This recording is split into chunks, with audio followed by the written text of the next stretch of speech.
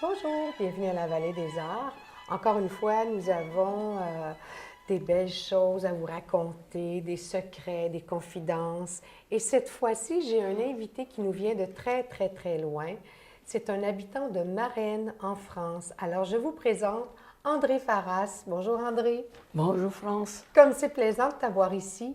Oui, moi aussi, je suis très heureux d'être accueilli par la Vallée des Arts. Absolument, Je suis merci. même honoré comme Ah, étant un débutant en peinture. Je suis C'est gentil. content.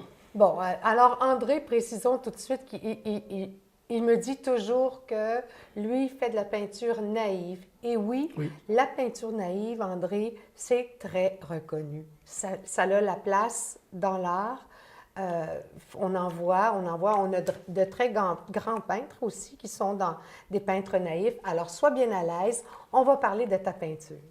Okay? Très bien. Comment j'ai découvert André, c'est qu'il m'a gentiment hébergé chez lui à l'automne 2011 lorsque j'ai été exposée chez eux en France, à Marennes. Alors maintenant, je le reçois pour notre plus grand bonheur. Dans le cadre du festival. Oui, dans le cadre de la francophonie. Exact. Marennes avait organisé une exposition exceptionnelle. Oui, oui, tout à fait, avec les artistes québécois, les peintres et sculpteurs. Oui, oui. Qui étaient extraordinaires. Il y avait 120 tableaux. Ah oui, c'était énorme. Et 70 artistes représentés, Absolument. dont France Clermont. Ah, ben c'est gentil. Bon, là, on parle de toi maintenant. Allez, oui. Allez. Tu as toute une vie, hein? Tu as toute une histoire, toi. Oui, moi, j'ai une histoire familiale assez controversée. Oui? Ah bon? Puisqu'elle s'est bâtie sur des traumatismes. Ah oui. Des traumatismes de guerre. Oui, justement. C'est peut-être pas le... Non, c'est marrant intéressant. d'en parler. Non, on en parle. Donc, je suis issu d'une famille d'émigrés, espagnols, catalans même. Et mon père était un réfugié politique lors de la guerre de 36-39 en Espagne. Oui. Et je t'arrête un instant parce que le pourquoi on parle de tes origines, André, c'est que quand je vous parle souvent, les peintres disent qu'ils peignent avec leur cœur, les émotions, leur vécu. Bien là, encore une fois, c'est ça que tu vas nous raconter. Et oui. Comment ça se fait que tu peins? Mais ça vient de ton vécu, ton enfance. Exactement. Tout ça que tu transposes. Parce que lorsqu'on est fils d'immigrés, condamné à mort, mon père était condamné à mort par Franco, il n'a pas pu revenir en Espagne pendant 25 ans, donc coupé de la famille. Oui. Nous, les enfants, eh bien, on nous a appris à être discrets, à observer, à respecter. Oui. Et donc, on intériorisait tout. Oui, effectivement. Jamais j'ai extériorisé. Oui. Et j'extériorise maintenant avec la peinture. Merveilleux. C'est ce qui me permet de me sentir plus libre. Oui, exactement. Alors donc, pour continuer mon histoire, après la guerre d'Espagne, il y a eu la déclaration de guerre de 39-45 en France. Oui. Donc, deuxième traumatisme de la famille. Absolument. Qui a vécu en semi-clandestinité. Et nous, les enfants, nous ne pouvions pas nous exprimer. Absolument pas. Et donc, j'ai vécu plus de 10 ans, 12 ans, où on était terrés dans une maison où il n'y avait pas de confort, etc. Et les parents, bien sûr, dignes, travaillaient, etc., nous a élevés dans la plus grande dignité. Oui, dans le respect. Beaucoup. Seulement, la France nous a accueillis et moi, j'ai obtenu la nationalité française à 6 ans et mes frères aînés également. Et les autres enfants qui sont nés par la suite, il y en avait 4, nous étions une famille de 7 enfants. Nous devions bien sûr travailler, etc. Mais on a bénéficié en France de la culture française, des études. Oui. Alors il se trouve que nous étions normaux, et donc bon, j'ai suivi des études. Mais ensuite, tu as rendu tout ça, tu l'as rendu à la société. Voilà, j'ai fait arriver. Le privilège que tu as eu, voilà. Vous avez eu la reconnaissance. Voilà, j'ai passé donc mes diplômes, etc. J'ai été dans un centre d'éducation physique, et puis j'ai fait des études aussi de biologie. Et j'ai décroché après un poste de professeur de biologie et d'éducation physique et sportive. Et alors ça m'a amené, parce qu'à l'école primaire, avant ça, je dessinais. Je ne sais pas pourquoi. C'était en toi. Oui, et puis on a eu un maître exceptionnel qui nous faisait fabriquer des objets en contreplaqué. Et on faisait dessus des dessins et de la pyrogravure. Oui. Après, on peignait. D'accord. Et moi-même, j'ai des réalisations à la maison de cette époque, il y a 60 ans. Et magnifiques d'ailleurs, qu'après on offrait à nos parents. D'accord. Voilà l'histoire en gros. Et alors ensuite... Donc, de l'artiste qui avait besoin, de l'enfant qui avait besoin de s'exprimer, on a aujourd'hui un adulte qui a continué à le faire. Voilà. Et c'est merveilleux. C'est Oui. un vrai cadeau, hein? C'est un vrai cadeau parce que toute ma vie après, j'ai fait mon rôle de professeur, bien sûr. J'ai donc enseigné, j'étais là-dessus, ça marchait très bien. Oui. Mais lorsque j'ai pris ma retraite, il y a quelques années, j'ai effacé tout ça. Bien sûr, le passé existe toujours, mais j'ai pu m'extérioriser, vraiment. Oui. Et pourquoi? Enfin vivre.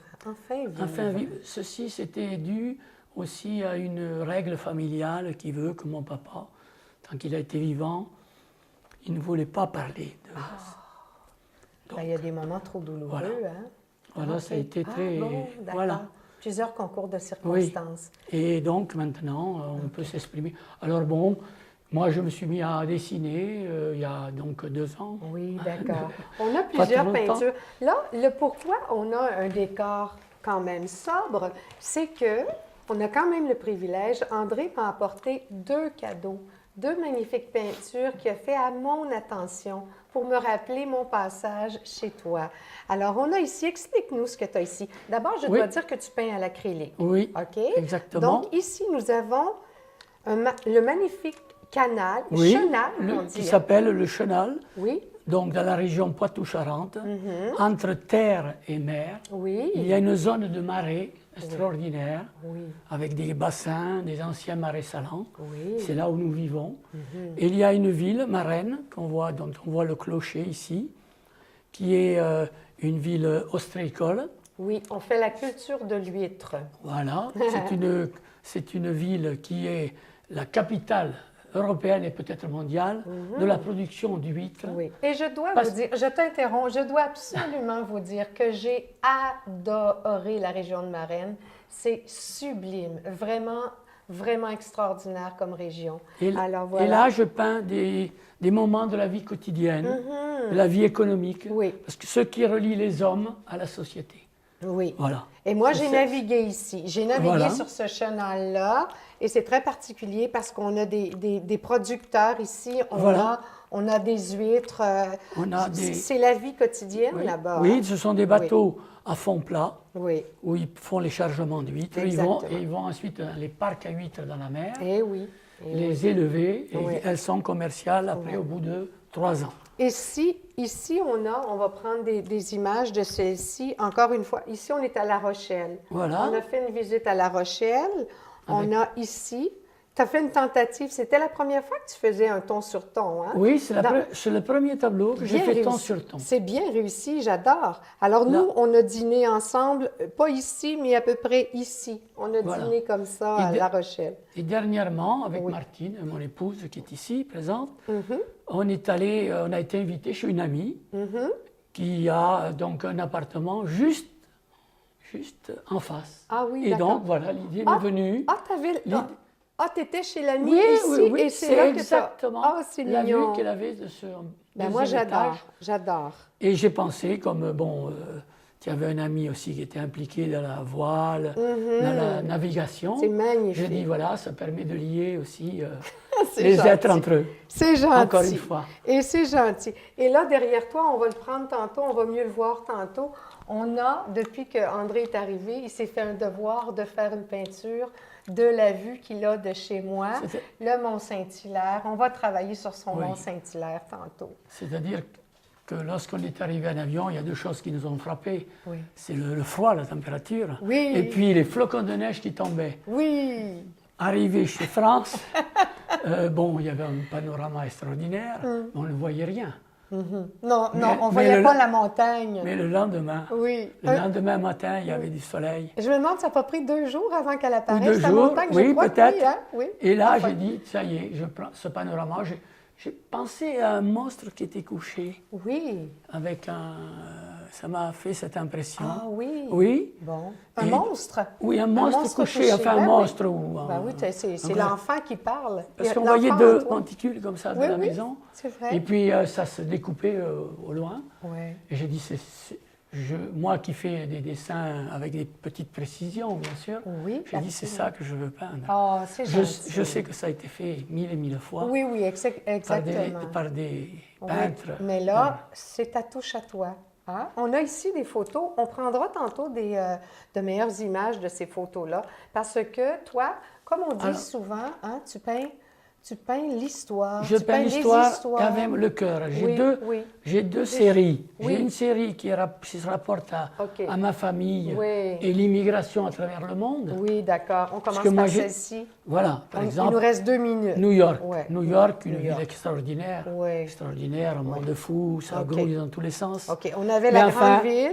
Voilà, mais moi, ce qui m'a frappé, c'est cette statue de la liberté qui a été conçue par les Français, il ne faut pas l'oublier. Oui, qui a été ramenée de France par bateau. Et on avait ici... Et ici, voilà, cette île, Ellis Island, je crois bien, parce que là, je ne parle pas anglais, mais enfin, c'est une ville où transitaient les immigrés, dont mon grand-père, qui est arrivé quelques années à New York. Ensuite, on a celle-ci, André, tu veux que je prenne? Non, celle-ci, là. Celle-ci? Oui. D'accord. Et là, c'est la continuation de l'autre. Oui. Lorsque ça n'a pas marché aux États-Unis, oui. Il est revenu en France, dans la famille, OK. Et il est parti en Argentine. Oh. Et c'est là qu'il a été accueilli dans ce quartier extraordinaire de la Boca, qui grouillait d'émigrés, italiens, français, etc. Et où la musique était aussi dans la rue. On a ça ici? Et ça, c'est une île des Canaries, extraordinaire, où on a le plus haut mont d'Espagne, qui est dans une île qui est près des tropiques. Et il y a de la neige en hiver, c'est l'île de Tenerife. D'accord. Ah oui, c'est l'île de Tenerife. C'est sublime à cet endroit. Et ça, c'est toujours encore près de ma famille. Bon, ben là, on a beaucoup d'histoires à raconter, mais on est obligé d'arrêter de se placoter, là.